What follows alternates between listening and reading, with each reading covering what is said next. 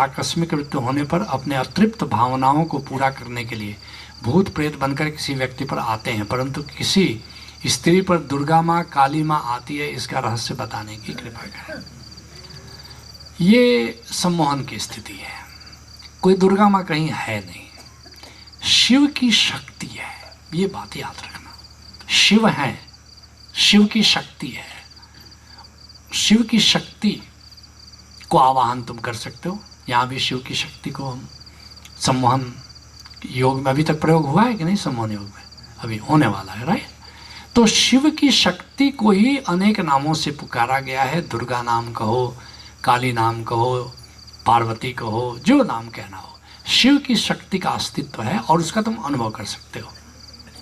लेकिन याद रखना, जिस तरह तुम शिव जी को तुमने बिठा दिया सांप लपेटे हुए, अभी गैलेरिया में है ना शिव जी का चित्र, अब उस रूप को दर्शन करके किसी ने कल्पना कर ली कि वो दोनों तरफ सांप रहते हैं, कि त्रिशूल है। ये सब प्रतीक है। त्रिशूल शक्ति का प्रतीक है, सांप मृत्यु का प्रतीक है, ये सब प्रतीक है। डमरू अनाहत नाद का प्रतीक है, भभूत वैराग्य का प्रतीक है, मृगछाला तप का प्रतीक है। इसलिए शिव जो ड्रेस दिखाया जाता है वो प्रतीकात्मक है। ऐसा नहीं कि वो ड्रेस झूठा है, लेकिन वो प्रतीकात्मक है कि शिव जी का जटाजूट जैसे दिखा रहे हैं, तो तपस्वी होने का प्रतीक है। गंगा, गंगा दिखा रहे हो, भीतर की गंगा जहाँ शुचिता है, जहाँ पवित्रता है, अमृत का प्रतीक है। गंगा से उनका एसोसिएशन। चांद को दिखाया जाता है कि वो भीतर का डिवाइन लाइट है। वो जो चांद दिखाया जाता है, चांद की चांदनी, वो भीतर का आत्मा का प्रकाश है, उसका वो प्रतीक है। अभी ओशोधारा का एक सीडी रिलीज हो रहा है शिव पर। भगवान शिव पर 5 गीत हैं, उसमें वो 5 गीत हमारे ही लिखे हुए हैं।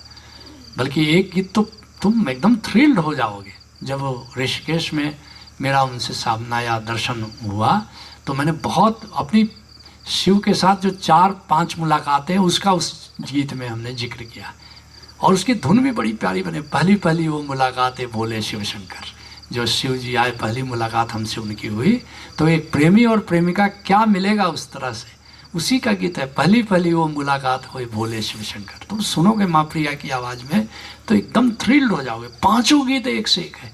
एक गीत में यही हमने वर्णन किया है कि भोले के वेश का बखान क्या करूं, भोले के भेष का बखान क्या करूं। उसी में एक एक चीज़ को मैंने बताया है कि चांद क्या चीज़ का प्रतीक है, डमरू किस चीज़ का प्रतीक है। तो निश्चित रूप से ये प्रतीक है।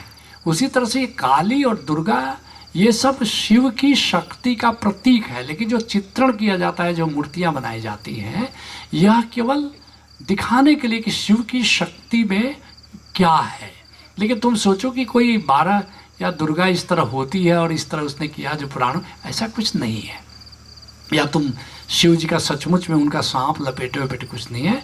तुम असली शिव जी का देखना, जो मानसरोवर में स्नान करने आए हैं, तो किस रूप में दिखाई पड़े। ये रियल, बल्कि पूरे विश्व में मैं नहीं कम से कम जानता कि किसी ने शिव का इस तरह साक्षात्कार किया है जैसा वो चित्र में दिखाई दे रहा है। ये अद्भुत अद्भुत ही है बिल्कुल, और इसमें बड़े राज छिपे हैं।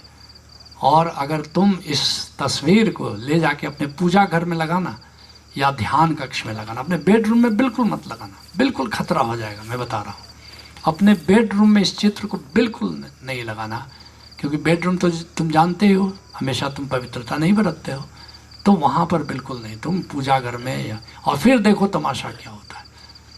हनुमान चालीसा तो केवल पढ़ते हो कि भूत पिशाच निकट नहीं आवा, महावीर जब नाम सुनावा, लेकिन कितना होता है कितना नहीं होता है। लेकिन इसको लगा करके देखो, और फिर जो तुमको जो इच्छा राखो मन माही, हरि प्रसाद कछ दुर्लभ नहीं। ये अद्भुत चित्र है, बड़ा चार्ज चित्र है। लेकिन काली दुर्गा वो प्रतीकात्मक है, वो शिव की ही शक्ति है। याद, इन्हीं शिव की शक्ति है। तो शक्ति तो है, उसको तो डिनाई नहीं किया जा सकता। लेकिन जिस रूप में तुम लोग पूजा पाठ करते हो, वो तो कल्पना की बात है।